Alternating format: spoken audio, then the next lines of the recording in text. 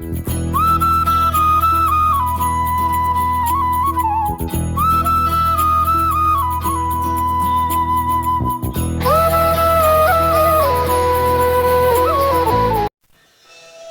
दुर्गाय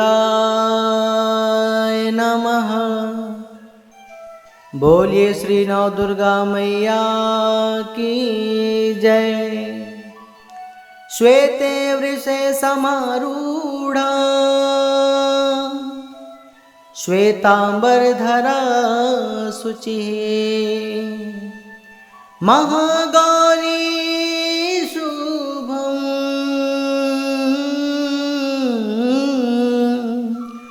दद्यान्म महादेव प्रमोददा दद्यान्म महादेव प्रमोददा।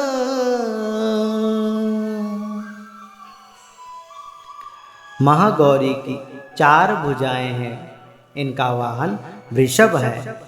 इनके ऊपर के दाहिना हाथ अभय मुद्रा में है और इनके नीचे वाले दाहिने हाथ में त्रिशूल है। ऊपर वाले बाएं हाथ में डमरू और नीचे वाला बायां हाथ वर मुद्रा में है। इनकी मुद्रा अत्यंत शांत है। नवरात्रि के 8वें दिन देवी महागौरी की आराधना की जाती है। माँ दुर्गा के 8वें स्वरूप महागौरी की पूजा करने से सभी ग्रह दोष दूर हो जाते हैं। महागौरी का पूजन, अर्चन, उपासना, आराधना परम कल्याणकारी है। इनकी कृपा से अलौकिक सिद्धियां भी प्राप्त हो जाती है। देवी महागौरी के पूजन में चमेली व केसर का फूल माँ को चढ़ाएं। अपने श्वेत वर्ण के कारण माँ की तुलना शंख, चंद्रमा और कंद के श्वेत पुष्प से की जाती है। वह श्वेत वस्त्र धारण करती है, इसलिए उन्हें श्वेतांबर धरा भी कहते हैं। माँ का भोग। आज के दिन माँ को मिठाई जैसे मलाई बर्फी, पेड़ा, रसमलाई एवं दूध व फल से निर्मित मिठाई का भोग लगाना चाहिए। देवी दुर्गा के सभी 9 रूपों की इस दिन पूजा होती है। देश के अधिकांश हिस्सों में इस दिन कन्या पूजन का विशेष महत्व है।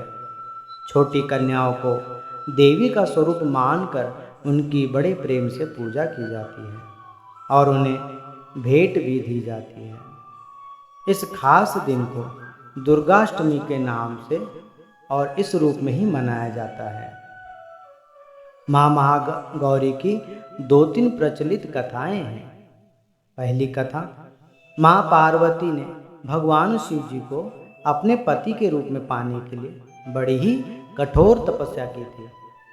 कड़ी तपस्या के ताप से माता पार्वती का शरीर काला पड़ गया था और उस पर धूल मिट्टी आदि जम गई थी। माँ पार्वती की कठोर तपस्या से भगवान शिव जी अत्यंत प्रसन्न हुए और वहाँ प्रकट हो उन्हें आशीर्वाद देकर अपनी पत्नी के रूप में स्वीकार कर लिया और उनके पूरे शरीर को गंगा जल से धोया। गंगा जल से माँ पार्वती के शरीर को धोने के बाद उनका शरीर अत्यंत सुंदर, कांतिमय और स्वर्ण के समान गोरा हो गया। तब से माँ का नाम महागौरी पड़ गया।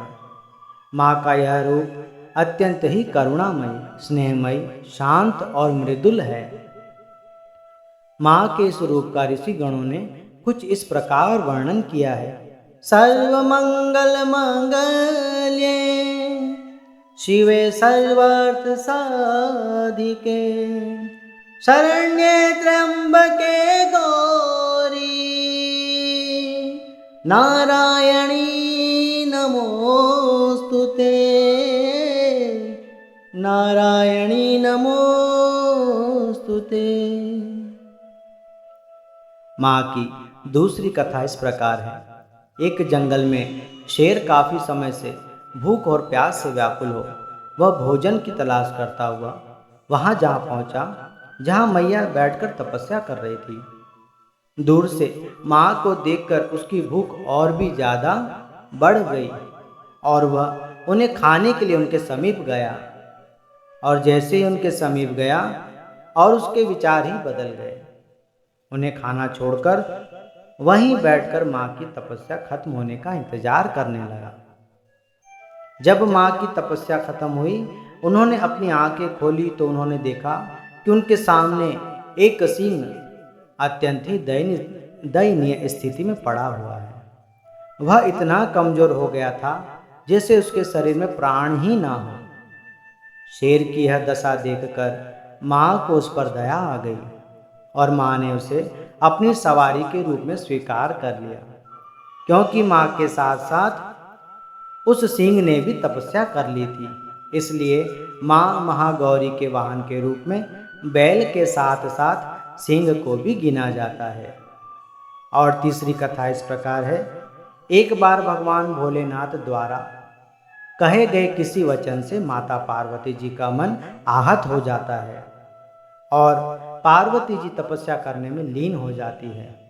इस प्रकार कई वर्षों तक कठोर तपस्या करने पर जब पार्वती नहीं वापस आती तो पार्वती जी को खोजते हुए भगवान शिव जी उनके पास जा पहुँचे। वहाँ पहुँचकर वे पार्वती जी को देखकर आश्चर्यचकित रह जाते हैं। पार्वती जी का रंग अत्यंत ओजपूर्ण होता है। उनकी छटा चांदनी के समान श्वेत और कंद के फूल के समान धवल दिखाई पड़ती है। उनके वस्त्र आभूषण से प्रसन्न होकर भगवान शिव ने देवी उमा को गौर वर्ण का वरदान दिया और वे महागौरी कहलाई। पुराणों में माँ महागौरी की महिमा का बहुत बखान किया गया है। ये मनुष्य की बुरी वृत्तियों को मिटाकर सद्बुद्धि और ज्ञान का प्रकाश कर सतमार्ग की ओर प्रेरित करती है। इनकी शक्ति अमोघ और सद्य फलदायिनी है। इनकी उपासना से भक्तों के सभी कल्मश धूल जाते हैं। पूर्व संचित पाप भी सब एक क्षण में नष्ट हो जाते हैं। भविष्य में पाप, संताप, दैन्य दुख उनके पास कभी नहीं आते। वह सभी प्रकार से पवित्र और अक्षय पुण्यों का अधिकारी बन जाते हैं। बोलिए श्री महागौरी मैया की जय। बोलिए श्री नवदुर्गा मैया की जय।